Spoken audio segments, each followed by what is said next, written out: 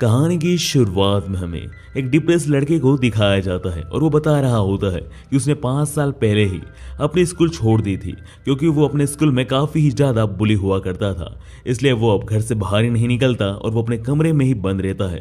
उसने अपनी सारी होप खो दी है और उसके जीवन का कोई गोल नहीं है। उसे अपना जीवन यूजलेस लगता है। जिसके बाद हम देखते हैं कि हमारा मेन कैरेक्टर फोन चला रहा होता है, पर अचानक से ही उसके फोन से बहुत ही ज्यादा रोशनी आने लगती है और इस रोशनी से उसकी आंख भी नहीं खुल पा रही थी।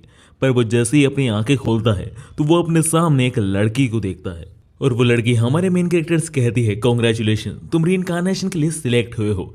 इस जगह पर हमारे एमसी को तो कुछ समझ ही नहीं आ रहा होता है, पर वो अपनी मौत को लेकर ज्यादा सवाल नहीं पूछता क्योंकि उसे अपनी मौत से कुछ ज्यादा फर्क नहीं पड़ा था।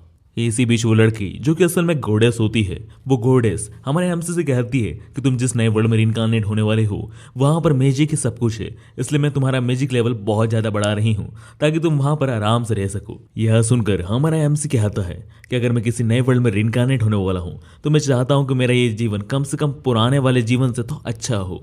और हमारे एमसी ये सब कह ही रहा होता है कि इसी बीच गोडेस हमारे एमसी को रिइंकार्नेट कर देती है।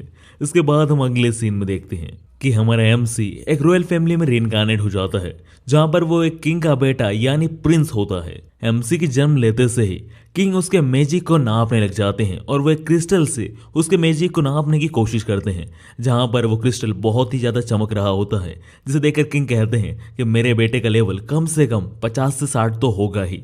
पर जैसे ही वो क्रिस्टल ग्लो करना बंद करता है तो उन्हें पता चलता है कि हमारे एमसी का लेवल सिर्फ 2 है और वो सिर्फ एक ही मैजिक को यूज कर सकता है, वो है बैरियर। ये सब सुनने के बाद तो किंग बड़े ही चिंता में पड़ जाते हैं कि अगर प्रजा को पता चला कि किंग का बेटा इतना कमजोर है तो वो क्या सोचेंगी।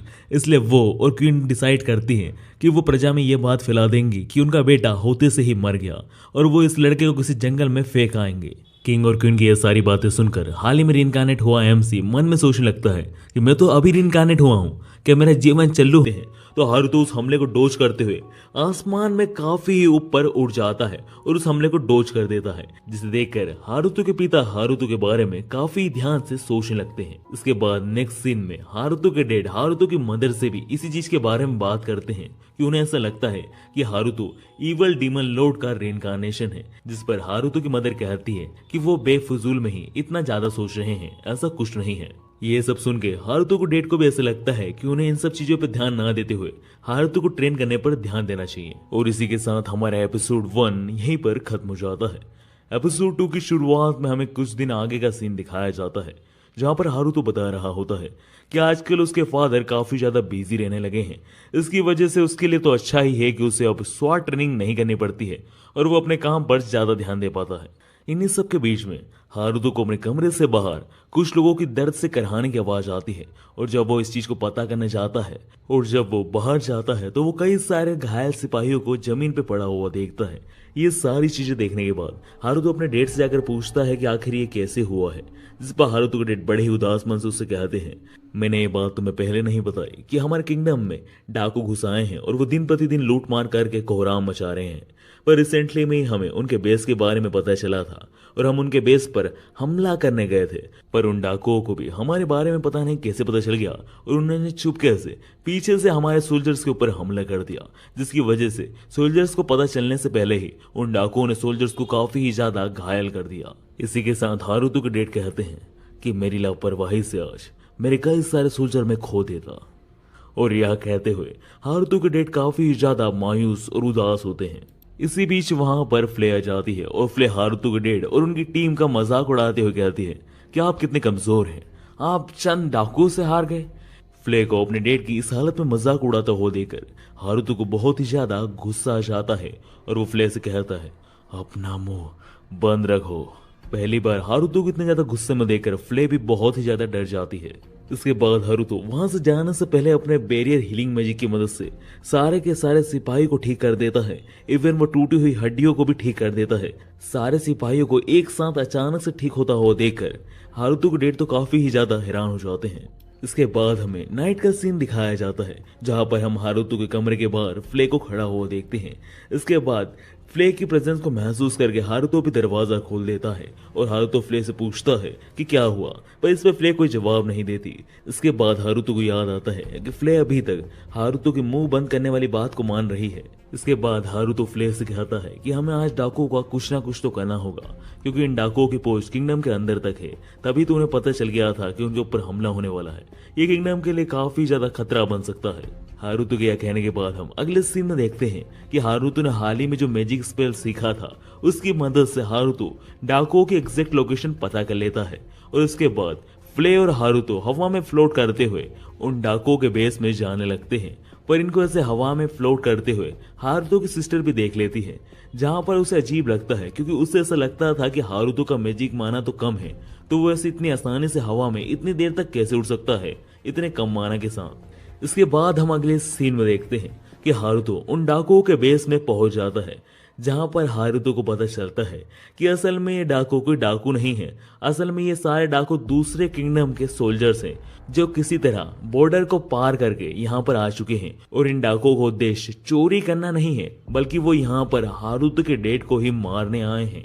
और ये बात जैसे ही हारुतो को पता चलती है कि असल में ये डाकू यहाँ पर हारुतो के डेड को ही मारने आए हैं, हारुतो बिना कोई देरी करे सीधा उन डाकुओं पर हमला कर देता है। शुरुआत में वो अपने मैजिक बैरियर की मदद से उस सारे डाकुओं को फ्रीज कर देता है, जिसकी वजह से वो सब डाकू हिल भी नहीं पाते। इसके बाद हारुतो बिना कोई दया करे उन पर सीधा फ्ले से कहकर उन सारे डाकुओं को वहीं पर खत्म करा देता है। इसके बारे में कि डाकू मर चुके हैं हारुतो के डेड को भी पता चल जाता है, पर हारुतो के डेड को समझ नहीं आता कि आखिर इन डाकुओं का खात्मा किसने किया है। इसी बीच हम अगले सीन में देखते हैं कि हमें पता चलता है कि हारुतो के मॉम और सिस्टर किसी ट्रिप पर जाने वाले होते हैं, पर इस जगह पर हारुतो को ऐसा लग रहा था कि दूसरे किंगडम वाले उसकी मॉम और सिस्टर पर भी हमला कर सकते हैं, इसलिए वो उनके ऊपर नजर रख रहा होता है। और जैसा कि हारुतो ने सोचा था वैसा ही होता है। हारुतो की मॉम और सिस्टर पर दूसरे किंगडम वाले सिपाही हमला कर देते हैं और वो सिपाही कुछ ही समय में हारुतो की मॉम और सिस्टर के सिपाहियों को मार देते हैं। इसके बाद वो सीधा हारुतो की मॉम और सिस्टर पर हमला करते हैं, पर शुरुआत में हारुतो की मॉम अपने मैजिक स्पेल से उन सारे सिपाहियों को रोक रही होती है, पर एक हमले से अपनी बेटी को बचाने के दौरान हारुतो की मॉम के पैर में तीर चली जाती है, जिससे उन्हें काफी ही ज्यादा तकलीफ होती है।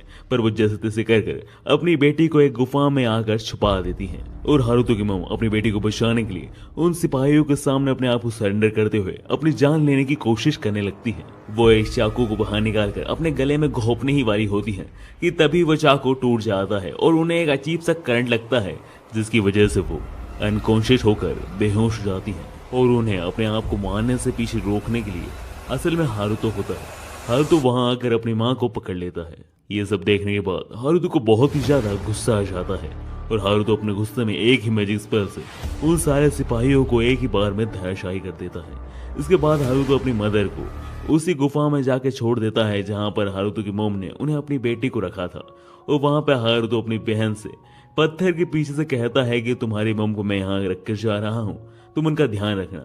इसी बीच हारुतो जाने ही वाला होता है कि तभी उसकी बहन पत्थर के पीछे से निकलती है और हारुतो को अपने नाम से ही पुकारती है और कहती है, मैं जानती हूँ हारुतो ब्रदर, आपके पास ज्यादा मैजिक माना है, मैंने आपको एक दिन हवा में उड़ते हुए भी देखा था। अपने बहन के मुंह से ये सब सुनने के बाद हारुतो को समझ नहीं आ रहा था कि वो अपनी बहन से आखिर कहे तो कहे क्या। पर इसी बीच हारुतो की बहन अपने भाई से पूछती है कि क्या आप एक जस्टिस ऑफ हीरो हैं जो इस किंगडम को चुपके से बचाते रहते हैं। इस बात पे हारुतो शुरुआत में समझ नहीं आ रहा था, पर फिर हारुतो को कुछ जवाब भी नहीं मिल रहा था, इसलिए वो अपनी बहन को हाँ कर देता है और कहता है कि हाँ वो सीक्रेट जस्टिस हीरो है। इसी के साथ हारुतो अपनी बहन से कहता है कि इस सीक्रेट जस्टिस हीरो वाली बात को मम्मी और पापा से मत कहना, क्योंकि हमें इस चीज को सीक्रेट रखना है। इस जगह पर हारुतो की बहन को तो ये सब चीजें बहुत कूल लग रही थी कि उसका भाई एक सीक्रेट जस्टिस सुपर हीरो है, इसलिए वो अपनी भाई की इस बात पर हाँ कर देती है। इसके बाद हम देखते हैं कि जब से हारुतो की सिस्टर को ये पता चला है कि उसका भाई जस्टिस हीरो है, तब से वो अपने भाई के साथ काफी ज्यादा समय व्यतीत करने लगी है। इतना ज्यादा समय व्यतीत करने लगी है कि वो उसके साथ खाती है, नहाती है, एवं सोती भी है। और हारुतो भी उसका काफी अच्छा ख्याल रखता है और हारुतो उसे कई सारे नए नए मैजिक भी दिखाता है। इवन हारुतो अपने मैजिक की मदद से अपनी बहन को अर्थ में चल रही एनिमे को लाइव टेलीकास्ट दूसरे वर्ल्ड में दिखा देता है और हारुतो की बहन को भी एनिमे काफी ज्यादा पसंद आती है। और इतना ही नहीं, हारुतो अपनी बहन के कहने पर तो एक हीरो ऑफ जस्टिस की बचकानी सी ड्रेस भी बना लेता है और उसे पहनकर लोगों की मदद करने भी जाया करता है। इन सब चीजों को करते हुए हारुतो तो कुछ ज्यादा खुश नहीं होता, पर हारुतो की बहन की नजर में तो हारुतो बहुत ही ज्यादा कूल होता है। और ऐसे ही कई सारे सीन बीतने के बाद हम एक सीन में देखते हैं कि हारुतो की फैमिली किसी के स्वागत में दरवाजे पे खड़ी होती है और फिर हमें अगले सीन में पता चलता है कि हारुतो की पूरी फैमिली इस किंगडम के प्रिंस और प्रिंसेस के इंतजार में वहां पर खड़े थे। और गाइस, इस जगह पर आपको याद ही होगा कि असल में ये प्रिंस और प्रिंसेस हारुतो के सगे भाई बहन ही हैं। खैर, कहानी में हम देखते हैं कि किंगडम का न्यू प्रिंस लाओस काफी ज्यादा घमंडी होता है और वो आते से ही सीधा हारुतो और हारुतो की बहन की बेइज्जती करने लगता है और उन्हें जबरदस्ती बताने लगता है कि वो इस किंगडम का प्रिंस है, उसे कोई कुछ नहीं कह सकता। और वो अपने ही ख्याली पिलाओं में अपनी ही तारीफ कर रहा होता है। लाओस की ये सारी हरकतें देखकर हारुतो कहता है, क्या ये सच में प्रिंस है? ये तो एक नमूना है। हारुतो को इस तरह अपने आप को देखता हुआ लाओस भी देख लेता है और वह हारुतो से कहता है, क्या तुम्हें मैनर्स नहीं है एक प्रिंस को देखने का? ऐसे घूर क्यों रहे हो? अरे हाँ, मुझे तो याद आया कि तुम वही हो ना जिसे अनाथालय से उठाया गया था और तुम्हारा लेवल सिर्फ 2 है। चलो मैं तुम्हें सबक सिखाता हूँ। चलो हम एक बैटल करते हैं, देखते हैं कौन ज्यादा ताकतवर है। इस जगह पर हारुतो के रेड तो काफी परेशान हो जाते हैं और वो लाओस से कहते हैं कि प्रिंस, मुझे नहीं लगता कि ये कुछ अच्छा आइडिया है। पर इस जगह पर लाओस कहता है, चिंता मत कीजिए, मैं आपके बेटे पे ज्यादा खतरनाक हमले नहीं करूंगा और ज्यादा बुरी तरीके से नहीं हराऊंगा। इसके बाद हम नेक्स्ट सीन में देखते हैं कि लाओस और हारुतो के बीच में लड़ाई शुरू होने वाली होती है, जहां पर लाओस हारुतो से बड़े ही कॉन्फिडेंस में कहता है, चिंता मत करो, मैं तुम्हें बहुत बुरी तरीके से नहीं मारने वाला हूँ तुम्हारे माता पिता के सामने। इस जगह पर हारुतो भी मन में कहता है, मैं कहाँ फंस गया। पर लाओस के इतना ज्यादा घमंड देखकर हारुतो मन में सोचता है, चलो देखते हैं इस लड़के में इतना घमंड आखिर क्यों है। और यह कहते हुए हारुतो लाओस का लेवल देखने लगता है और लाओस का लेवल असल में 9 होता है। इसके बाद हम अगले सीन में देखते हैं कि लाओस लगातार हारुतो पर हमला करने लगता है, पर हारुतो भी बहुत ही आसानी से उसके हमले को डोज कर रहा होता है। और हारुतो की स्पीड को देखकर तो हारुतो की माँ हारुतो के पिता से पूछती है कि आखिर क्या सच में हारुतो 2 लेवल का है। इस पर हारुतो के डैड कहते हैं, मुझे भी नहीं पता कि आखिर ये लड़का कैसे 2 लेवल का होकर इतने हाई लेवल का मैजिक इस्तेमाल कर पा रहा है। इसी बीच हम देखते हैं कि हारुतो लाओस को बहुत ही बुरे तरीके से हरा रहा होता है, जिसकी वजह से लाओस को बहुत ही ज्यादा गुस्सा जाता है और वो स्वॉर्ड बैटल के दौरान चीटिंग करते हुए अपने मैजिक से एक फायर बॉल का जानलेवा हमला हारुतो पर कर देता है। पर हारुतो को इससे कोई फर्क नहीं पड़ता और वो उसके फायर बॉल को एब्सॉर्ब कर लेता है। ऐसा वो कई बार करता है जिससे लाओस को समझ नहीं आ रहा था कि आखिर उसका फायर बॉल जा कहाँ रहा है। इसलिए वो अपनी बहन से पूछता है कि आखिर उसके मैजिक स्पेल के साथ क्या हो रहा है, उसके फायर बॉल कहाँ गायब हो रहे हैं। जिस पर हारुतो जवाब देते हुए कहता है कि मैं तुम्हारे फायर बॉल्स को एब्सॉर्ब कर रहा हूँ। यह सुन के लाओस उसका मजाक उड़ाते हुए कहता है कि तुम्हारी पूरी जिंदगी का मैजिक एक फायर बॉल बनाने में खत्म हो जाएगा, एब्सॉर्ब करना तो दूर की बात है। इस जगह पर हारुतो भी लाओस की बात सुनने के बाद लाओस की सारी फायर बॉल्स को समन करके लाओस को ऊपर ही फेंकने वाला होता है। कि इस जगह पर जैसे लाओस हारुतो के मैजिक स्पेल से अपनी सारी फायर बॉल्स को निकलता हुआ देखता है तो वो बहुत ही ज्यादा डर जाता है, क्योंकि इतनी सारी फायर बॉल्स को वो झेल नहीं पाएगा और एक ही झटके में मारा जाएगा। इसलिए वो ना चाहते हुए भी डरते हुए हारुतो से अपनी हार मान लेता है। लाओस से मैच जीतने के बाद हारुतो कहता है, चलो ठीक है, ये सब खत्म हुआ, अब मैं अपने कमरे में जाके शांति से अपना काम करूंगा। कि इसी बीच वहां पर लाओस की बहन आ जाती है और लाओस की बहन हारुतो से लाओस की बदतमीजी के लिए माफी मांगने लगती है। पर हारुतो लाओस की बहन से कहता है कि तुम्हें माफी मांगने की कोई जरूरत नहीं है, मुझे बिल्कुल भी बुरा नहीं लगा लाओस की बातों का। और यह कहकर हारुतो वहां से जाने लगता है। पर इस जगह पर लाओस की बहन को हारुतो को देखकर बिल्कुल भी विश्वास नहीं हो रहा था कि हारुतो का मैजिक लेवल सच में सिर्फ 2 ही है। और इसी सीन के साथ हमारा ये एपिसोड खत्म हो जाता है। अगले एपिसोड की शुरुआत में हारुतो को पता चलता है कि उसकी छोटी बहन शार्लेट को किंगडम की तरफ से एक पार्टी इनविटेशन आई होती है। जो बात हारुतो को हजम नहीं हो रही होती है कि आखिर किंगडम वाले शार्लेट को क्यों बुलाना चाहते हैं। और इस जगह पर उसे पहली बार में शक हो जाता है कि किंगडम वाले शार्लेट के साथ कुछ ना कुछ तो करना चाहते हैं। इसलिए वो शार्लेट के जो रूट होता है जिससे वो जाने वाली थी पार्टी में, उस पूरे रूट को ध्यान से ऑब्जर्व करने लगता है। और इसी दौरान उसे कुछ अजीब से मैजिशियन समनिंग मैजिक को यूज करते हुए दिखते हैं, जिन्हें देखकर हारुतो सोचता है कि उसे वहां जाकर पता करना होगा कि आखिर वहां क्या हो रहा है। इसके बाद हम अगले सीन में देखते हैं कि हारुतो सीधा वहां जाकर उनसे ही पूछ लेता है, हे बड़ी, यहाँ पर क्या कर रहे हो यार तुम? हारुतो को ऐसे अचानक वहां देखकर वो लोग बड़े ही हैरानी से और गुस्से में उससे पूछते हैं, आखिर तुम कौन हो? यह सुनकर हारुतो कहता है, मैं कौन हूँ इस बात पर ध्यान देना छोड़ो, तुम ये बताओ क्या तुमने ये जो चीज कर रहे हो इसके बारे में किंगडम से परमिशन ली है? या किंगडम वालों को पता है कि तुम यहाँ पर क्या कर रहे हो? यह सुनकर उन मैजिशियन का लीडर कहता है, इस इंसान को यही मार दो, वरना हमारे इस राज के बारे में पूरे किंगडम को पता चल जाएगा। और अपने लीडर की ये बात सुनते से ही बाकी सारे मैजिशियन कई सारे स्केलेटन को समन कर लेते हैं और वो सारे स्केलेटन्स हारुतो पर हमला करने लगते हैं। पर हारुतो अपने मैजिक स्पेल की मदद से उन सारे स्केलेटन का मैजिक रिवाइंड कर देता है और फिर वो स्केलेटन सीधा उन्हीं मैजिशियन पर हमला करने लगते हैं। अपने स्केलेटन को अपने ऊपर ही हमला करता हुआ देखकर उन मैजिशियन का लीडर एक गोलम को समन कर लेता है और वो गोलम बहुत ज्यादा शक्तिशाली होता है। वो सारे स्केलेटन को मिट्टी में मिला देता है। इसके बाद वो गोलम सीधा हमारे हारुतो पर हमला करने के लिए आगे बढ़ता है। शुरुआत में हारुतो अपने बैरियर मैजिक की मदद से उस गोलम के हमले को रोक लेता है, पर हारुतो की उम्मीद से ज्यादा वो गोलम शक्तिशाली होता है और वो ज्यादा फोर्स लगाकर हारुतो के बैरियर को तोड़ देता है और हारुतो सीधा जाकर पेड़ से टकरा जाता है। पर इसके बाद हारुतो बिना कोई गलती करे उस गोलम के ऊपर जो मैजिक था उसे रिवाइंड कर देता है, जिसकी वजह से वो गोलम स्केलेटन्स की ही तरह उन्हीं मैजिशियन पर हमला कर देता है। इसके बाद हम अगले सीन में देखते हैं कि हारुतो उन स्केलेटन्स की मदद से सारे मैजिशियन को बांध देता है। जिसके बाद हारुतो उन मैजिशियन के लीडर से पूछता है कि आखिर तुम यहाँ पर क्या कर रहे थे, जिसपे उन मैजिशियन का लीडर कोई जवाब नहीं देता। इसकी वजह से हारुतो समझ जाता है कि वो जवाब ऐसे तो नहीं देने वाला है। इसके लिए वो स्केलेटन से कहकर वहां पर एक बहुत बड़ा गड्ढा खुदवा देता है और सारे मैजिशियंस को उनके अंदर पटक देता है और स्केलेटन से कहता है कि इन सबको जिंदा ही गाड़ दो। और जैसे जैसे वो गड़ने लगते हैं वो सारे मैजिशियन डरने लगते हैं मौत के डर से, जिसकी वजह से वो सारे मैजिशियन अपनी जिंदगी के लिए अपने लीडर के सामने गिड़गिड़ाने लगते हैं। अपने साथियों को ऐसे गिड़गिड़ाता हुआ देखकर उनके लीडर को भी दया आ जाती है और वो सारी बातें हारुतो को बता देता है कि असल में उन्हें यहाँ पर शार्लेट यानी कि हारुतो की छोटी बहन को मारने के लिए भेजा गया है। इस जगह पर उन्हें बस यही पता था कि उन्हें शार्लेट को मारना है, क्योंकि शार्लेट के पास कुछ रेयर मैजिक है जिनकी वजह से क्वीन के ऊपर खतरा है। इसके अलावा उन्हें कुछ नहीं पता। इस जगह पर हारुतो सारी सिचुएशन समझ जाता है कि क्वीन असल में इस बात से डर रही है, अगर शार्लेट बड़ी हुई और उसने क्वीन को मैजिक के मामले में सरपास कर दिया तो कोई भी लोग क्वीन की इज्जत नहीं करेंगे और हो सकता है कि शार्लेट क्वीन की इस जगह ले ले। इसलिए वो शार्लेट को बचपन में ही मारना चाहती है।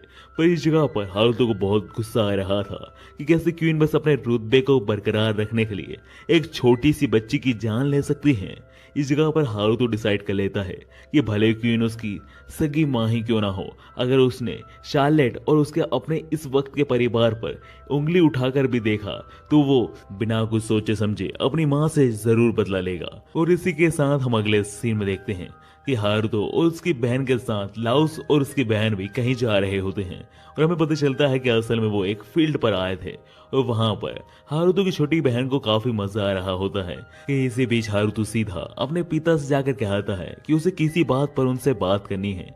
यह सुन के हारुतो के पिता को पता चल जाता है कि हारुतो ऐसे ही उनसे कभी भी बात करने नहीं आता, जरूर कुछ ना कुछ खास बात होगी। इसलिए वो हारुतो की बात सुनने के लिए तैयार हो जाते हैं, जहां पर हारुतो उनसे पूछता है कि क्या सच में आपको लगता है कि क्वीन शार्लेट को मारना चाहती है? जिस पर हारुतो के पिता कहते हैं, मुझे लगा ही था कि तुम काफी ज्यादा समझदार हो, तुम्हें कहीं ना कहीं इस बात का भनक लग ही जाएगा। और इसी के साथ कहते हैं, हाँ क्वीन असल में शार्लेट को मारना चाहती हैं, क्योंकि शार्लेट के रेयर मैजिक के बारे में क्वीन को भी काफी अच्छे से पता है और उन्हें इस बात का भी अंदाजा है कि शार्लेट जैसे ही बड़ी होगी वो जरूर क्वीन को सरपास कर देगी।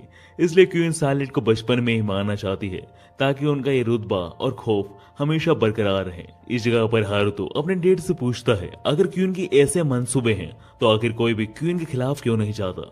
हारुतो की इस बात पर हारुतो के डेड जवाब देते हुए कहते हैं कि जब इस दुनिया में डीमन लॉर्ड एग्जिस्ट करा करता था तब ये दुनिया काफी ज्यादा खौफनाक थी। उस दौरान सारे लोग डीमन लॉर्ड से डरा करते थे, इवन इस किंगडम के किंग भी डीमन लॉर्ड से बहुत डरते थे। पर अचानक से ही एक लड़की आई और उसने अकेले अपने दम पर ही पूरे डीमन लॉर्ड को और उसके पूरे के पूरे साम्राज्य को हरा दिया। और असल में वो लड़की और कोई नहीं, इस समय की क्वीन है। इसलिए अगर किसी ने क्वीन के खिलाफ जाने की कोशिश की तो उसका खात्मा भी हो सकता है। और दूसरा रीजन असल में ये है कि बाकी जो किंगडम है वो किंग से ज्यादा क्वीन से डरते हैं, इसलिए ही इस किंगडम में वॉर नहीं होती। अगर क्वीन को कुछ हो गया तो सिविल वॉर और वॉर होने के चांसेस बहुत ज्यादा बढ़ सकते हैं। इसी कारण से कोई भी क्वीन के विरोध में नहीं जाना चाहता। इसलिए बेटा मैं किंगडम की सुरक्षा के लिए चाहते हुए भी क्वीन का कुछ नहीं बिगाड़ सकता। और इसीलिए मैं तुमसे विनती करता हूँ हारुतो, मेरे मरने के बाद मेरी बेटी का ख्याल रखना। रखोगे ना बेटा अपनी बहन का ख्याल। इसी सीन के साथ हम अगले सीन में देखते हैं कि हारुतो फ्ले को क्वीन के बारे में सब कुछ बता देता है। यह सुनते से ही फ्ले हारुतो से कहती है, अगर आप कहो तो मैं अभी क्वीन का सिर काट के आपके सामने ले आऊं। यह सुनकर हारुतो कहता है कि क्वीन को हराना इतना आसान नहीं होने वाला है फ्ले। हमें उससे हराने के लिए और शार्लेट को सेफ रखने के लिए काफी ज्यादा प्लानिंग करनी होगी। हारुतो के इन शब्दों के साथ हमारा एपिसोड नंबर 4 भी यहीं पर खत्म हो जाता है। एपिसोड नंबर 5 की शुरुआत में हम देखते हैं हारुतो की रियल मदर को यानी क्वीन सारे सर्वेंट पर गुस्सा कर रही होती है जो असल में शार्लेट को मारने गए थे। वो सबसे कह रही होती हैं कि आखिर तुम एक बच्ची को क्यों नहीं मार पा रहे हो, आखिर तुमसे एक बच्ची नहीं मारी जा रही। इस जगह पर वो सर्वेंट्स कहते हैं कि मैम हम जब भी उस लड़की को मारने जाते हैं, एक अजीब से कपड़े पहना हुआ इंसान जो अपने आप को जस्टिस ऑफ हीरो कहता है वो उस लड़की को बार बार बचा लेता है। और वो जस्टिस ऑफ हीरो काफी ज्यादा शक्तिशाली भी है। वो काफी ज्यादा ताकत और मैजिक को इस्तेमाल कर पाता है और वो काफी बड़ा खतरा है हमारे लिए। यह सुनकर प्रिंसेस कहती हैं, लगता है तुम एक जोकर से डर गए हो। इसी के साथ हम देखते हैं कि प्रिंसेस अपने हाथ में स्वॉर्ड पकड़ लेती हैं और कहते हैं, लगता है मुझे ही उस जोकर का खात्मा करना होगा, इस स्वॉर्ड से, जिस स्वॉर्ड से मैंने महान डीमन लॉर्ड का अकेले ही खात्मा किया था। प्रिंसेस ये सब कह रही होती हैं कि इसी बीच उन्हें किसी की आवाज आती है जो उनसे कहता है, तो ठीक है प्रिंसेस, तो मान लो इस जोकर को। और इस आवाज की कुछ देर बाद ही हम देखते हैं कि सारे सोल्जर्स किसी मैजिक स्पेल की वजह से बेहोश होने लगते हैं। सारे सोल्जर्स के बेहोश होने के बाद हम एक पर्सन को देखते हैं जो कि असल में कोई और नहीं हारुतो ही होता है। और वो शार्लेट के फैंटेसी कैरेक्टर जस्टिस हीरो के भेष में आया था और वो वहां आकर प्रिंसेस को लड़ाई के लिए ललकार देता है। और इसी के साथ हम अगले सीन में देखते हैं कि क्वीन और हारुतो के बीच में लड़ाई शुरू हो जाती है, जहां पर दोनों ही अपने लेवल पर कोशिश कर रहे होते हैं एक दूसरे को हराने के लिए। पर इस जगह पर क्वीन काफी ज्यादा कॉन्फिडेंट होती हैं। वो सोच रही थी कि उन्होंने डीमन लॉर्ड को हराया है तो इस लड़के को तो वो आसानी से हरा ही देंगी।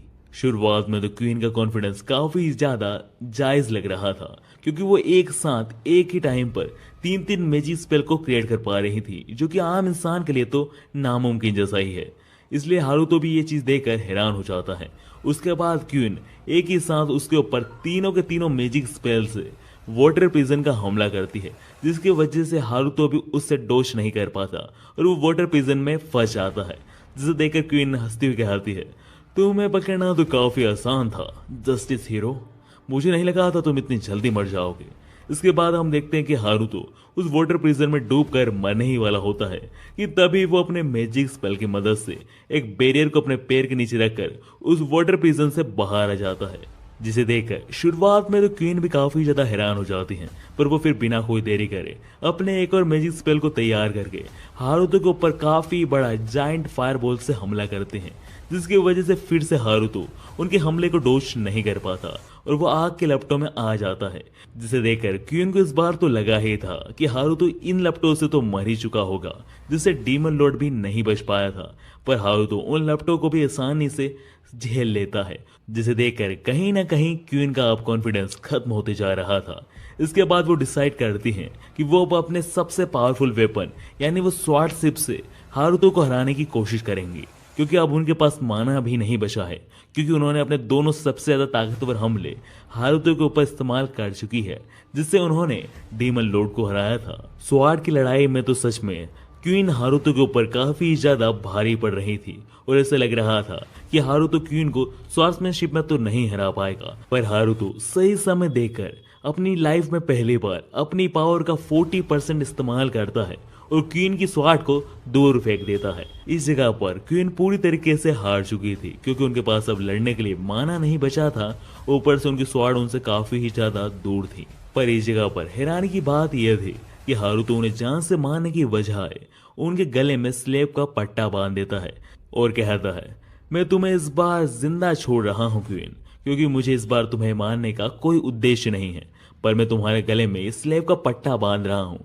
जो तुम्हें बार बार याद दिलाएगा कि तुम्हें अपने स्वार्थ के लिए किसी की भी जान लेने की कोशिश नहीं करनी है, और अगर तुमने कोशिश की तो मैं अगली बार आकर तुम पर बिल्कुल भी रहम नहीं दिखाऊंगा क्वीन, मैं तुम्हें जान से मार दूंगा। और यह कह के हारुतो वहां से चला जाता है। हारुतो के वहां से जाने के बाद हम देखते हैं कि प्रिंसेस शुरू में बहुत ही क्रीपी सी स्माइल करती है और उसके बाद रोते हुए कहती है, तुमने मुझे स्लेव बना दिया जस्टिस हीरो, मैं तुमसे बदला जरूर लूंगी। क्वीन के इन्हीं शब्दों के साथ हमारी कहानी 5 साल आगे जाती है, जहां पर हम हारुतो की फैमिली को काफी ज्यादा खुश देखते हैं और वहां पर हारुतो को अपने पिता से पता चलता है कि किसी ने भी 5 साल से क्वीन को नहीं देखा है, और अफवाह तो यह भी है कि क्वीन के गले में किसी ने एक स्लेव का पट्टा बांध दिया है और क्वीन किसी से हार चुकी है, इसलिए वो शर्म के मारे अब कमरे से बाहर ही नहीं आती। इस जगह पर हारुतो खुश होता है कि कम से कम अब क्वीन उसकी छोटी बहन को मारने की कोशिश तो नहीं कर रही है। ये सब जानकर हारुतो सोचता है कि अब आखिरकार उसकी जिंदगी काफी अच्छे तरीके से जाने वाली है, इसलिए वो अपने कमरे में जाकर आराम करने की सोच ही रहा होता है कि इसी बीच उसके डैड उसे बताते हैं कि अब उसे आने वाले कुछ महीने के बाद स्कूल जाना शुरू करना पड़ेगा। इस जगह पर तो हारुतो पूरी तरीके से डिप्रेस हो जाता है, क्योंकि उसके पुराने जीवन में सबसे बड़ा उसका दुख ही स्कूल था। और डिमोटिवेट होते हुए और ये सब चीजों को याद करते हुए हारुतो मोटिवेट होता है और वो कहता है कि मेरा अगला गोल है डैड को ये साबित करना कि मुझे स्कूल जाने की कोई आवश्यकता नहीं है। अगले सीन में हम देखते हैं कि हारुतो के डैड हारुतो को फिर से मना रहे होते हैं स्कूल जाने के लिए, और वो यहाँ पर बताते हैं कि आखिर किन कारणों की वजह से वो हारुतो को स्कूल भेजना चाहते हैं। वो बताते हैं कि वो खुद भी नहीं चाहते कि हारुतो रॉयल कैपिटल के स्कूल में जाए, क्योंकि वहां पर हारुतो की जिंदगी को खतरा है, पर असल में किंग ने उन्हें ऑर्डर दिया है स्ट्रिक्टली हारुतो को स्कूल भेजने के। इस जगह पर उन्हें भी समझ नहीं आ रहा है कि आखिर किंग हारुतो में इतना ज्यादा इंटरेस्ट क्यों दिखा रहे हैं, पर वो कुछ नहीं कर सकते क्योंकि वो एक किंग के सर्वेंट है और उन्हें किंग की बात तो माननी ही पड़ेगी। इसलिए वो हारुतो से रिक्वेस्ट करते हैं कि क्या तुम मेरे लिए प्लीज स्कूल जा सकते हो। इस जगह पर ना चाहते हुए भी अपने पिता को ऐसे रिक्वेस्ट करते हुए देखकर हारुतो हाँ कर देता है, क्योंकि हारुतो को याद आता है कि कैसे उसके पिता ने उसके असली पिता ना होते हुए भी कभी उसकी ये अंदाजा ना लगने दिया कि वो एक अनाथ है, और उसे तब सहारा दिया जब उसके रियल माता पिता ने उसका साथ छोड़ दिया था। इसलिए हारुतो अपने डैड को स्कूल जाने के लिए हाँ कर देता है, पर इस जगह पर हारुतो के डैड हारुतो की चिंता कर रहे होते हैं और वो हारुतो से कहते हैं कि तुम अभी भी एक बच्चे हो, इसलिए तुम्हें तुम्हारे साथ किसी अटेंडेंट या फिर केयर टेकर को ले जाना होगा जो तुम्हारा ख्याल रखे और ये अंदाजा लगाए कि कहीं तुम्हें किसी चीज से खतरा तो नहीं है। इस जगह पर हारुतो समझ नहीं आ रहा था कि वो अपने साथ किसे ले जाए। वो सोचता है क्या वो अपने साथ फ्ले को ले जाए, पर फिर वो सोचता है कि फ्ले को साथ ले जाने से तो अच्छा है कि वो खुद ही चल जाए। फ्ले चीजों को आसान करने की बजाय और भी ज्यादा कॉम्प्लिकेटेड कर देगी। इन्हीं सारी बातों के बीच में वहां पर हारुतो की मदर आ जाती हैं और वो बहुत ही क्यूट तरीके से हारुतो से कहती हैं, लगता है मेरे बच्चे को मेरी आखिरकार जरूरत पड़ ही गई। वो कहती हैं, तो फिक्र मत करो बेटा, मैं देख रेख रखूंगी तुम्हारी, मैं तुम्हारी मम्मी जो हूँ। इस जगह पर हारुतो अपनी मदर से कहता है कि मैं आपकी इस बात समझ रहा हूँ, बट आपको यहाँ रहना ज्यादा जरूरी है क्योंकि शार्लेट भी अभी छोटी है और ऊपर से मेरी वजह से आपकी जान को भी खतरा हो सकता है, इसलिए आपको समझना चाहिए। इस जगह पर हारुतो के डैड भी हारुतो की मदर को समझाते हैं कि वो हारुतो के साथ नहीं जा सकती, क्योंकि हारुतो जिस स्कूल में जा रहा है वो असल में एक बोर्डिंग स्कूल है, इसलिए हारुतो के साथ उसके पेरेंट्स नहीं जा सकते। इसलिए हमें हारुतो के लिए कोई दूसरी अटेंडेंट जल्द से जल्द ढूंढनी होगी। This video is sponsored by Vyon app. Guys Vyon app Indian anime lovers के लिए कोई जन्नत से कम नहीं है। इस ऐप पर आप कई सारी एनिमे को हिंदी में एंजॉय कर सकते हो, जैसे कि dragon ball super, Naruto and हाँ गाइस एक और बात कि नारुतो शिपुडेन का हिंदी डब भी इस पर कमिंग सून है। तो देरी किस बात की, व्योन ऐप को डाउनलोड कीजिए और अपने चाइल्डहुड शोज के साथ एनिमे को हिंदी डब में एंजॉय कीजिए। सो गाइस इस धमाकेदार ऐप का लिंक आपको डिस्क्रिप्शन के टॉप पर ही मिल जाएगा। इसी के साथ हम अगले सीन में देखते हैं कि हारुतो एक प्लान बनाता है और वो असल में सोचता है कि वो अपनी जगह अपने क्लोन को स्कूल भेज देगा, पर इस चीज पे हारुतो का क्लोन भी उसका पोपट बना देता है और वो वहां जाने से मना कर देता है। पर हारुतो जैसे तैसे कर क्लोन को डरा धमका कर वहां जाने के लिए मना ही लेता है।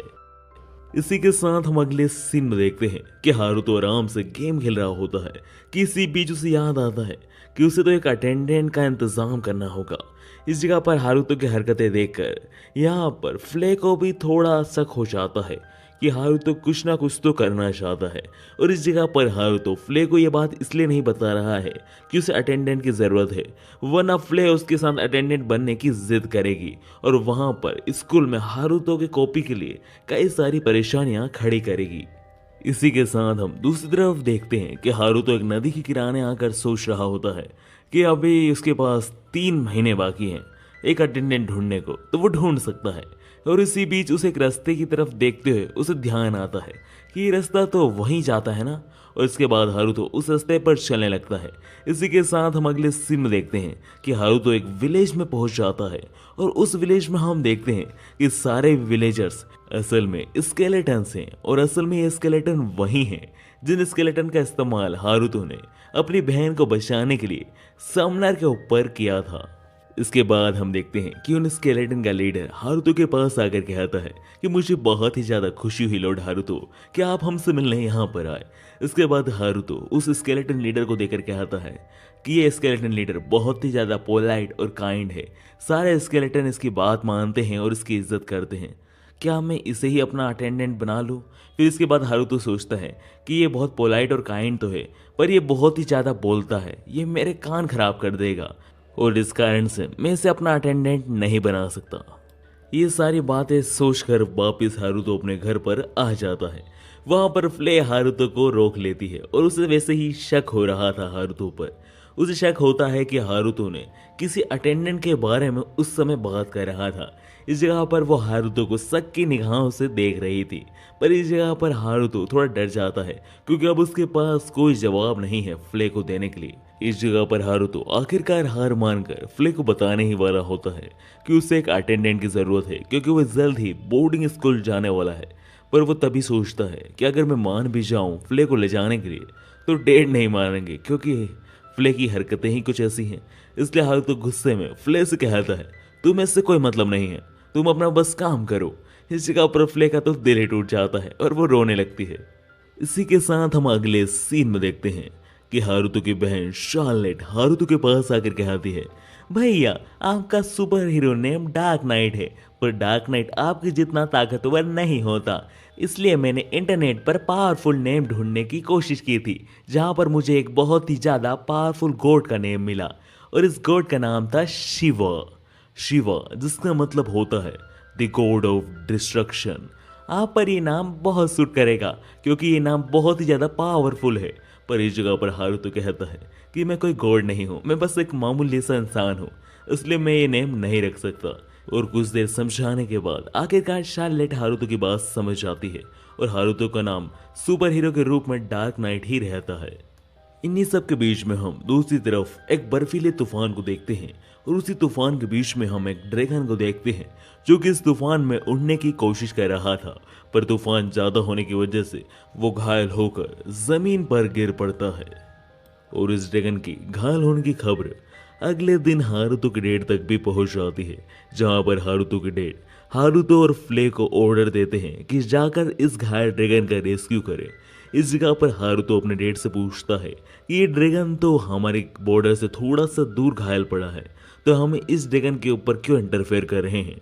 इस जगह पर हारुतो के डैड कहते हैं कि ये ड्रैगन इतना भी ज़्यादा घायल नहीं है कि ये ड्रैगन ज़्यादा दिनों तक ऐसा ही घायल रहेगा, एक कुछ समय के बाद अपनी पावर में वापिस आ जाएगा और घायल होने की वजह से हो सकता है कि ये ड्रैगन काफ़ी ज़्यादा गुस्से में हो और वो बॉर्डर के पास होने की वजह से हमारे किंगडम पर भी हमला कर सकता है।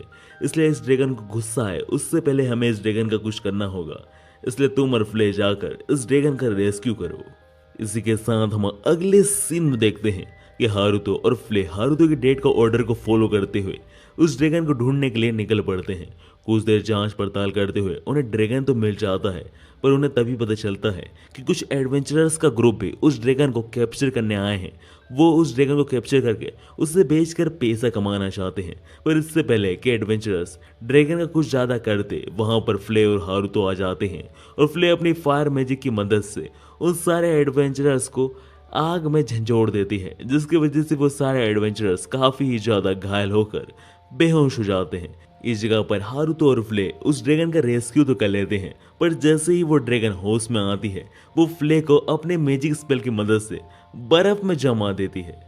यह देखकर तो फ्ले उस ड्रैगन के ऊपर चिल्लाने लगती है कि इसी बीच हारुतो उस बर्फ को तोड़कर बाहर निकल आता है और वो फ्ले और उस ड्रैगन से कहता है कि फ्ले उसके ऊपर मत चिल्लाओ, ये एडवेंचरर से डर गई होगी, इसलिए शायद वो घबरा कर ये कदम उठाया। पर हारुतो की इन मीठी भरी बातों के बीच में एक प्लॉट ट्विस्ट आता है और हारुतो कहता है कि अगर तुम सोच रही हो कि मैं ये सब कहने वाला हूँ, तो मैं ऐसा बिल्कुल नहीं कहने वाला। आखिर तुम्हारी हिम्मत कैसे हुई? मैं इतनी दूर से तुम्हें बचाने आया और तुमने मुझे बर्फ में जमा दिया। पता है तुम्हें मुझे कितनी ठंड लग रही है यहाँ पर? हारुतो की इन सब बातों पर वो ड्रैगन बिल्कुल भी ध्यान नहीं दे रही होती है, क्योंकि वो एक इंसान से तो बात ही नहीं करना चाहती।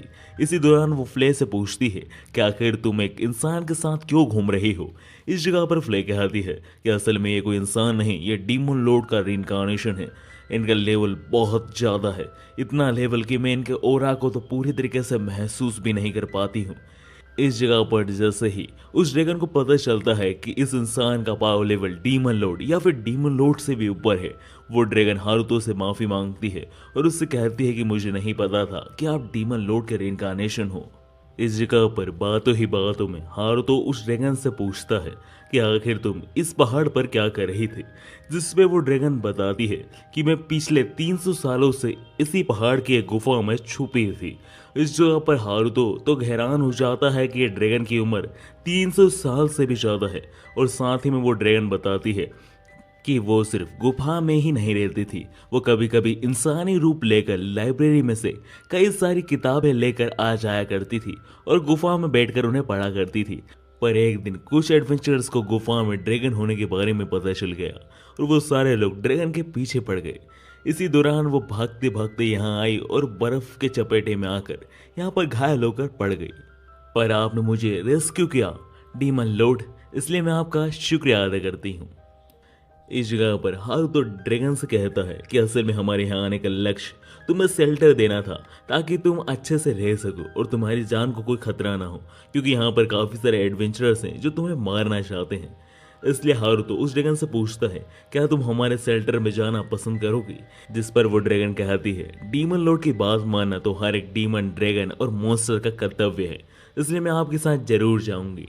इस जगह पर वो ड्रैगन कहती है कि मैं आपको सर्व भी करना चाहती हूँ डीमन लॉर्ड, और यह कहकर वो बहुत ही जल्दी में हारुतो के साथ कॉन्ट्रैक्ट बना लेती है और हारुतो को अपना मास्टर बना लेती है। और जैसे ही वो कॉन्ट्रैक्ट करती है तो वो अपने इंसानी रूप में बदलने ही वाली होती है कि तभी हारुतो जल्दी से उसे कपड़े पहना देता है, क्योंकि उसे पता है कि जैसे फ्ले के साथ हुआ था, कॉन्ट्रैक्ट करते ही वो एक लड़की के रूप में बदल गई थी जिसके शरीर पे कोई कपड़ा नहीं था। इसलिए हारुतो जल्दी से इस ड्रैगन के शरीर पर कपड़ा डाल देता है ताकि ये कपड़े के साथ ही समन हो। कॉन्ट्रैक्ट पूरा होने के बाद हारुतो अपना मास्क उतार देता है और वो उस लड़की से पूछता है कि आखिर तुम्हारा नाम क्या है, जिसपे वो लड़की जो कि असल में पहले एक ड्रैगन थी वो हारुतो से कहती है कि मेरा कोई नाम नहीं है, क्योंकि पहले लोग मुझे बस ड्रैगन नाम से ही पुकारा करते थे, पर अब आप मेरे मास्टर हो तो आप ही क्यों ना मेरा कोई नाम रख दो। जिस पर हारुतो कुछ देर सोचता है और कहता है कि तुम्हारा नाम अब से रीजा है। ड्रैगन पहली बार किसी के द्वारा अपना नाम सुन के काफ़ी ज़्यादा खुश होती है और उसे हारुतो को दिया हुआ रीजा नाम काफ़ी ज़्यादा पसंद आता है। पर इस जगह पर फ्ले को जलन होने लगती है, उसे ऐसा लगता है कि रीजा हारुतो की पसंदीदा बनती जा रही है। इसलिए फ्ले रीजा को पहले ही समझा देती है कि हारुतो की पहली और सबसे पसंदीदा सर्वेंट वो ही थी, उसकी जगह कोई नहीं ले सकती। इस बात पर रीजा कहती है ठीक है मैं समझ गई। इसके बाद रीजा, फ्ले और हारुतो उड़कर वहां से चले जाते हैं। इसके बाद हम अगले सीन में देखते हैं कि हारुतो रीजा को अपने फैमिली मेंबर से इंट्रोड्यूस कर देता है। और इतना ही नहीं, शुरुआत में तो हारुतो के डैड विश्वास ही नहीं कर पा रहे थे कि खूंखार सा दिखने वाला ड्रैगन असल में एक क्यूट सी लड़की है। और इतना ही नहीं, फैमिली मेंबर्स को पता चलता है कि रीजा बहुत ही ज्यादा समझदार ड्रैगन है। उसे सफाई करना आता है, बर्तन धोना आता है, उसे खाना बनाना आता है। इतना ही नहीं, वो काफी ज्यादा स्वादिष्ट खाना भी बना लेती है और वो ये सब पहली ही बार में कर लेती है। इसलिए फैमिली मेंबर्स तो काफी ही ज्यादा खुश होते हैं रीजा के आने से। इवन रीजा शार्लेट का भी बहुत ही ज्यादा ख्याल रखती है। वो उसे सुबह उठाती है, उसके कपड़े बदलती है और उसके पूरे टाइम टेबल का भी ध्यान रखती है। इवन इतना ही नहीं, वो उसे मैजिक भी सिखाती है। वो उसे वो मैजिक सिखाती है जो उसने पिछले 300 सालों में किताबों से सीखा है। और यह सारी चीजें हारुतो भी नोटिस कर लेता है कि कैसे रीजा घर का भी ख्याल रखती है, खाना भी बनाती है और वो शार्लेट का ध्यान रखने के साथ साथ उसे मैजिक भी सिखाती है और शार्लेट की सिक्योरिटी का भी पूरा ख्याल रखती है। और उसके विपरीत फ्ले हर जगह बस परेशानियां खड़ी करती है। पर इस जगह पर हारुतो को एक ध्यान आता है कि क्यों ना वो रीजा को ही अपना अटेंडेंट बना ले। पर इस जगह पर वो देखता है कि कैसे रीजा और शार्लेट के बीच में काफ़ी ज़्यादा गहरी दोस्ती हो चुकी है। इसलिए वो ऐसे तो रीजा को शार्लेट से दूर नहीं ले जा सकता, वरना शार्लेट को काफ़ी ही ज़्यादा दुख होगा। इसलिए वो काफ़ी ही ज़्यादा सोचता है और फिर उसे एक आइडिया आता है, क्यों ना वो इस चीज़ का इस्तेमाल ऐसे करे। असल में हारुतो प्लान बनाता है, क्यों ना वो कैपिटल से लेकर यहाँ तक का एक टेलीपोर्टेशन गेट बना दे, जिसके थ्रू रीजा शार्लेट से भी मिल लिया करे और मेरी अटेंडेंट भी बनकर रह सके। इससे शार्लेट को भी बुरा नहीं लगेगा। इसके बाद हम अगले सीन में देखते हैं कि हारुतो और लिजा कैपिटल में जाने के लिए पूरी तरीके से तैयार होते हैं। और वहां पर हारुतो के डैड हारुतो से पूछते हैं, आखिर तुमने लीजा के सींग और उसकी पूंछ कैसे गायब करी? जिस पर हारुतो कहता है कि हाँ, उसने थोड़ा सा छोटा सा मैजिक स्पेल की मदद से ऐसा किया है, ताकि लीजा की आइडेंटिटी सबको पता ना चल पाए कि वो असल में एक ड्रैगन है। इस दौरान हम देखते हैं कि फ्ले तो बहुत ही ज़्यादा फूट फूट कर रो रही होती है कि आखिर हारुतो उसे क्यों नहीं ले जा रहा है, आखिर हारुतो के सामने उसने ऐसी क्या गलती कर दी। पर इस जगह पर शार्लेट फ्ले को रोता हुआ चुप कराती है और कहती है कि असल में हारुतो तुम पर विश्वास करता है, तभी वो पूरी फैमिली की जिम्मेदारी तुम पर छोड़ के जा रहा है। शार्लेट की इन बातों से थोड़ी बहुत फ्ले मान जाती है। फ्ले के रोने धोने के बीच में हम दूसरी तरफ किंगडम का सीन देखते हैं, जहां पर वही घमंडी प्रिंस बैठा होता है और वहां पर उसकी बड़ी बहन मारियाना आ जाती है और वो प्रिंस को कुछ बताने वाली होती है कि इसी बीच प्रिंस कहते हैं, हाँ मुझे पता है कि हारुतो अब हमारे ही स्कूल में आकर पढ़ने वाला है, तो तुम मुझे बताकर मेरा समय मत बर्बाद करो। जिस पे मारियाना कहती है, मुझे पता है कि तुमने ही पापा से सिफारिश करी थी हारुतो को स्कूल में लाने के लिए, तो अब तुम इतने चिढ़ क्यों रहे हो। इस पर प्रिंस कहता है, मुझे यह भी पता है कि मेरी बात सुनने के बाद पापा पूरी तरीके से माने नहीं थे, पर तुमने उनके यहाँ पर जिद करी कि जब तक वो हारुतो के लिए रिकमेंडेशन लेटर नहीं भेजेंगे तब तक तुम खाना नहीं खाओगी। ये बात सही है ना? जिसमें मारियाना कहती है, आखिर तुम्हें ये बात किसने बताई? जिस पे प्रिंस कहता है कि मुझे ये बात कुछ गार्ड्स के थ्रू पता चली कि तुमने बहुत ज़्यादा जिद करी है हारुतो को यहाँ लाने में, आखिर तुमने ऐसा क्यों किया। जिस पर मारियाना कहती है, तुम गलत समझ रहे हो, मेरे अंदर हारुतो को लेकर कोई फीलिंग नहीं है, तुम गलत समझ रहे हो। पर इस जगह पर प्रिंस कहता है, मैंने तो तुमसे हारुतो की फीलिंग वगैरह के बारे में तो कुछ नहीं कहा, आखिर तुम ही मन से क्यों कह रही हो? क्या तुम्हें सच में हारुतो से प्यार है क्या? जिस पर मारियाना शर्माने लगती है। पर इसी बीच प्रिंस कहता है कि मुझे भी हारुतो के साथ पढ़ने में काफ़ी मज़ा आएगा, क्योंकि हारुतो काफ़ी ज़्यादा शक्तिशाली है और उससे मुझे काफ़ी ज़्यादा सीखने को मिलेगा। इस जगह पर उस प्रिंस की बहन मारियाना उससे कहती है कि तुम काफ़ी समझदार हो चुके हो, पर तुम अभी भी घमंडी हो। इन दोनों भाई बहनों की इन्हीं बातों के बीच में वहाँ पर इन दोनों की मदर यानी किंगडम की क्वीन आ जाती है, जिसे देखकर ये दोनों बच्चे काफ़ी ज़्यादा घबरा रहे होते हैं। इसी बीच गलती से मारियाना की नज़र अपनी मोम की गले में पड़ी हुई चेन पर चली जाती है, जिसे देखकर उस क्वीन को इतना ज़्यादा गुस्सा आता है कि वो अपनी ही बेटी का गला दबाने लगती है और उससे कहने लगती है कि ये बहुत फनी है, मेरे गले में ये स्लेव चेन देखकर तुम्हें मज़ा आ रहा है क्या मारियाना, या फिर तुम्हें मुझ पर तरस आ रहा है। इस दौरान मारियाना को तो सांस लेने में भी दिक्कत आ रही होती है। इस जगह पर प्रिंस बड़ी मुश्किल से अपनी मॉम को मनाता है और उसकी मॉम मारियाना को छोड़ देती है, पर वो प्रिंस के कान के पास आकर कहती है, मैंने तुम्हारी सारी बातें सुन ली है। यहाँ पर हारुतो नाम का वो लड़का आने वाला है ना, तुम्हें उस लड़के से दोस्ती करनी है, क्योंकि मुझे लगता है कि वो सुपर हीरो जिसका नाम डार्क नाइट है, उस नमूने का कहीं ना कहीं हारुतो और हारुतो की फैमिली से कोई रिलेशन है। तो तुम्हें सारे सीक्रेट हारुतो से पता करने हैं कि आखिर ये डार्क नाइट कौन है और उसकी क्या कमजोरी है। समझ गए ना बेटा। इस जगह पर ना चाहते हुए भी प्रिंस को अपनी माँ के डर से अपनी माँ की बात पर हाँ करना पड़ता है कि हाँ वो हारुतो की जासूसी कर डार्क नाइट के राज और उसकी कमियां निकाल कर रहेगा। इस जगह पर क्यून के जाते समय प्रिंस मन ही मन सोचता है कहीं उसने हारुतो को इस किंगडम की स्कूल में एडमिशन दिलवाकर कोई गलती या फिर उसकी जान को कोई खतरा तो नहीं कर दिया ना। इसी बीच हम दूसरी तरफ देखते हैं कि हारुतो टेलीपोर्टेशन गेट का इस्तेमाल कर टेलीपोर्टेशन गेट को जंगल के पास ही ओपन कर देता है और वो जंगल में जाकर टेलीपोर्ट हो जाते हैं और वहां पर कुछ देर चलने के बाद वो कैपिटल की बॉर्डर के पास पहुंच जाते हैं, जहां पर लीजा की नजर जाती है कि एक बुल एक घोड़ा गाड़ी का पीछा कर रहा है और वो उस घोड़ा गाड़ी को तबाह करना चाहता है और उस घोड़ा गाड़ी में कई सारे पैसेंजर भी बैठे हुए हैं जिनकी जान को खतरा है इस बुल से। यह देखकर शुरुआत में हारुतो कहता है कि मैं इसे इग्नोर तो कर सकता हूँ, पर अगर इस बारे में लीजा के थ्रू शार्लेट को पता चला कि एक हीरो ने कई सारे लोगों को मरते हुए देखा है तो वो मुझे नहीं छोड़ेगी, इसलिए मुझे इस समय ना चाहते हुए भी इन लोगों की मदद करनी पड़ेगी।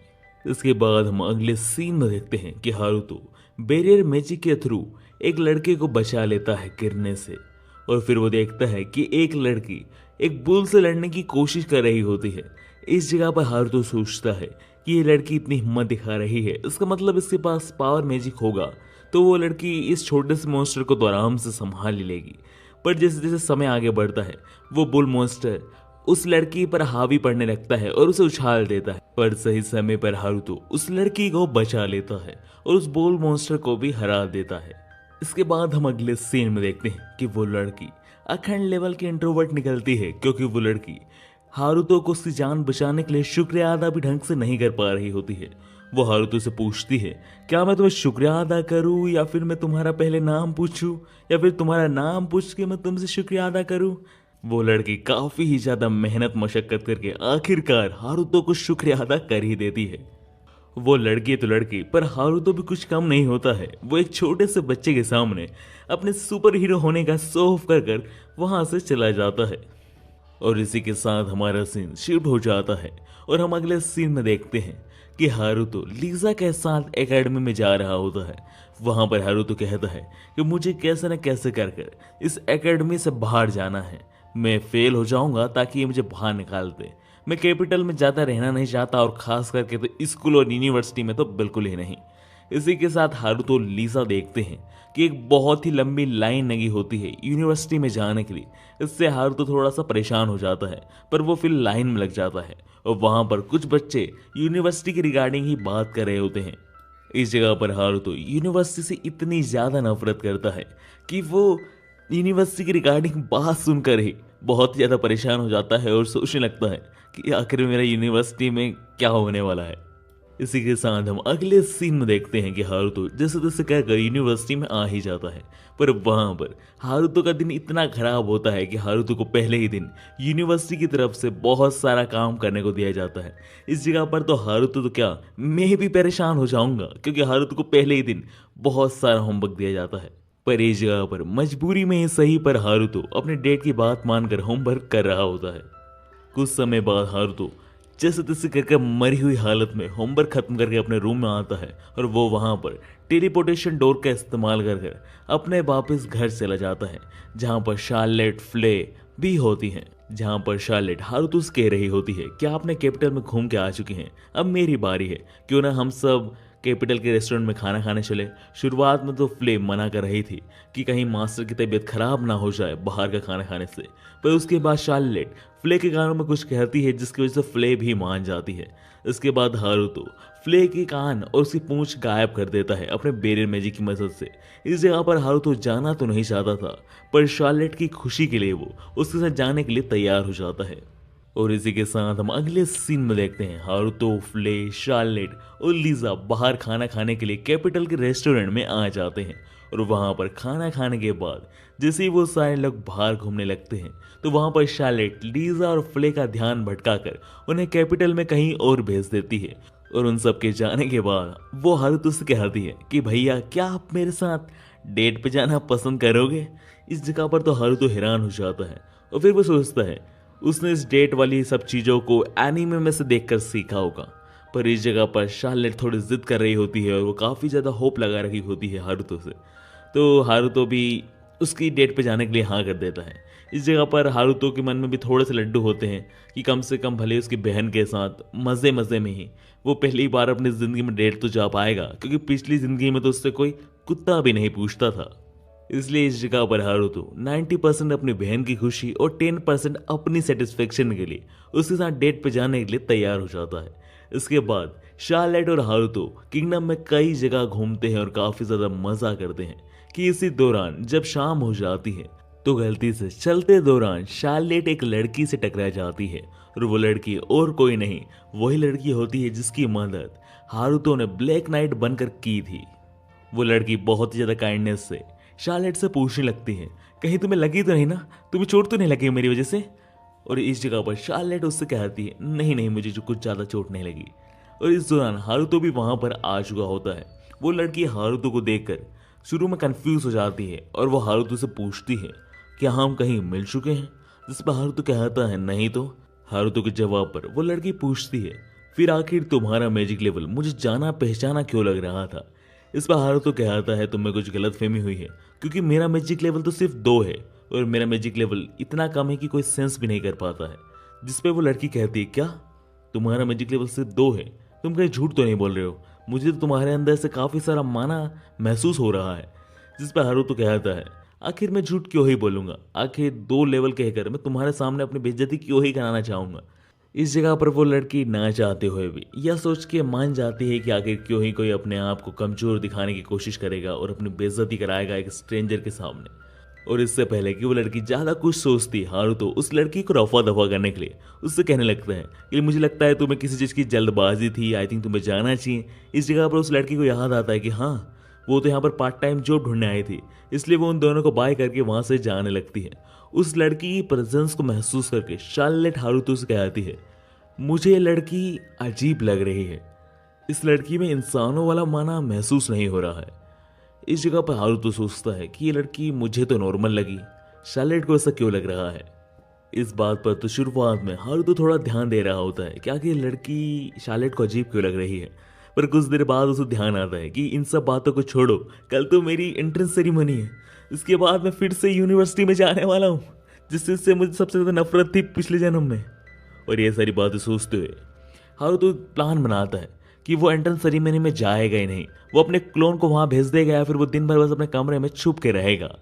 इसी के साथ हम अगले सीन में देखते हैं कि हारुतो का जो प्लान था कि वो एंट्रेंस एग्जाम और एंट्रेंस सेरेमनी के दौरान पूरे दिन बस अपने कमरे में ही बैठा रहेगा छुप के, वो चीज़ फ्लॉप हो जाती है क्योंकि हारुतो सोच रहा था कि इतने स्टूडेंट में उसे कौन ही नोटिस कर पाएगा, पर उसका प्लान फ्लॉप हो जाता है क्योंकि एक पर्टिकुलरली टीचर हारुतो को एंट्रेंस एग्जाम के लिए बुलाने आ जाता है।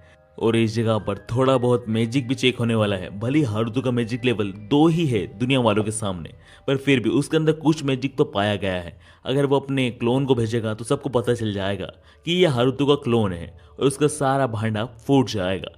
इसलिए हारुतो को ना चाहते हुए भी एंट्रेंस एग्जाम देने के लिए जाना पड़ता है। इसी के साथ हम अगले सीन में एंट्रेंस एग्जाम हॉल का सीन देखते हैं, जहाँ पर हारुतो पूरी तरीके से डिप्रेस पड़ा होता है और वो मन में सोच रहा होता है कि आखिरकार उसे इस नर्क में वापिस आना पड़ा। और इस जगह पर उसके टीचर उससे पूछते हैं क्या हुआ, तुम ठीक हो ना, तुम ऐसे डिप्रेस लग रहे हो। इस जगह पर हारुतो अपने टीचर से कहता है हाँ वो बिल्कुल ठीक है, पर वो मन ही मन सोचने लगता है कि अगर मुझे इस नर्क में ज़्यादा दिन नहीं रहना है तो मुझे कैसे न कैसे कर कर एंट्रेंस एग्जाम में फेल होना पड़ेगा। इस जगह पर हारुतो मन ही मन पूरा मास्टर माइंड प्लान बना लेता है। वो प्लान बनाता है कि वो सारे सवालों के गलत जवाब देगा या फिर जवाब ही नहीं देगा। अगर इतने बेवकूफ़ लड़के की जिसका एक भी नंबर नहीं आएगा एंट्रेंस एग्जाम में, उससे तो ये यूनिवर्सिटी वाले निकाल ही देंगे, क्योंकि वो लड़का इनकी नाक पे एक धब्बा होगा। इस जगह पर हारुतो अपना मास्टरमाइंड प्लान बना लेता है और उसे जैसे ही पेपर मिलता है वो सारे सवालों के जवाब में लिख देता है कि मुझे कुछ नहीं पता, मुझे बिल्कुल ही नहीं आता, मैं तो बेवकूफ़ हूँ। पर जब जैसे ही उसे बैरियर मैजिक के रिगार्डिंग एक सवाल आता है, वो सोचता है कि अगर मैंने सब सवालों और जवाब में ये लिखा कि मुझे कुछ नहीं आता, मैं बेवकूफ़ हूँ, आखिर मुझसे सवाल पूछा ही क्यों जा रहा है। अगर ये सब लिखूंगा तो इन लोगों को शक हो जाएगा कि मैं यहाँ पर जानबूझ के फेल होना चाहता हूँ या फिर मेरा कुछ और ही एम्बिशन है। इसलिए मुझे बैरियर मैजिक के बारे में तो लिख ही देना चाहिए, क्योंकि लोगों को पता होगा कि मैं बैरियर मैजिक यूज़ कर सकता हूँ। तो मुझे बैरियर मैजिक के बारे में लिख देना चाहिए ताकि लोगों को शक ना हो कि मैं जानबूझ के फेल होना हूँ। इस जगह पर हारुतो बैरियर मैजिक के रिगार्डिंग सारी इन्फॉर्मेशन लिख देता है कि बैरियर मैजिक क्या होता है, वो कैसे काम करता है। इसी के साथ हारुतो को रिटन एग्जाम खत्म हो जाता है, जहां पर कहीं ना कहीं हारुतो का प्लान सक्सेसफुल होता हुआ दिख रहा था, क्योंकि उसने बैरियर मैजिक के अलावा सारे मैजिक के क्वेश्चन के नीचे बहुत ही बकवास जवाब दिए थे, जैसे कि मुझे कुछ नहीं आता, मुझसे पूछा ही क्यों जा रहा है, और मैं इस दुनिया का सबसे बड़ा गधा हूँ। सवालों के ये जवाब देखने के बाद तो हारुतो को लग रहा था कि ऑफकोर्स ही बात है कि इस यूनिवर्सिटी के टीचर इसे लात देकर बाहर फेंक देंगे। यह सोच के हारुतो मन ही मन काफी खुश होता है कि उसे इस नर्क से जल्द छुटकारा मिलने वाला है। इसके बाद हारुतो का रिटन टेस्ट खत्म हो जाता है। इसके बाद हारुतो का माना टेस्ट स्टार्ट होता है, जहां पर हारुतो को फिर से एक क्रिस्टल पे अपना हाथ रखकर अपने माना को मेजर करना है। और ये इसलिए हो रहा था क्योंकि हारुतो के माना लेवल को चेक करके उसका लेवल डिसाइड किया जाएगा और उसकी क्लास डिसाइड की जाएगी कि आखिर वो कौन सी क्लास में होगा, ए क्लास, बी क्लास, सी क्लास, डी क्लास या फिर एफ, या फिर अगर ज़्यादा माना हुआ तो क्या वो इस क्लास में जा सकता है। इसे अब चेक करने के लिए ही हारुतो का माना लेवल चेक किया जा रहा था। पर जैसे ही हारुतो उस क्रिस्टल पर हाथ रखता है, वो क्रिस्टल बहुत ही तेजी से चमकने लगता है। और इतना ही नहीं, कुछ देर ज़्यादा हाथ रखने पर हारुतो की वजह से वो क्रिस्टल टुकड़ों में बिखर जाता है, जिसे देखकर हारुतो तो बहुत चौंक जाता है कि उसने क्रिस्टल को तबाह कर दिया है, जो कि बहुत ही ज़्यादा बेशकीमती होता है। इस जगह पर तो उसकी प्रोफेसर जरूर उससे बहुत ज़्यादा गुस्सा होगी। इस जगह पर हारुतो जैसे अपने प्रोफेसर को देखता है तो वो देखता है कि उसकी प्रोफेसर सच में काफ़ी ज़्यादा गुस्से में दिख रही थी। पर इस जगह पर हारुतो मन ही मन सोच लेता है, भले ही गलती से सही, पर उसकी इस गलती की वजह से ये टीचर इसे पक्का लात मारकर यूनिवर्सिटी से बाहर फेंक ही देगी और वो इस नर्क से रिहा हो जाएगा। और इसी क्लिफ हैंगर के साथ हमारी इस वीडियो का पहला पार्ट यहीं पर खत्म हो जाता है।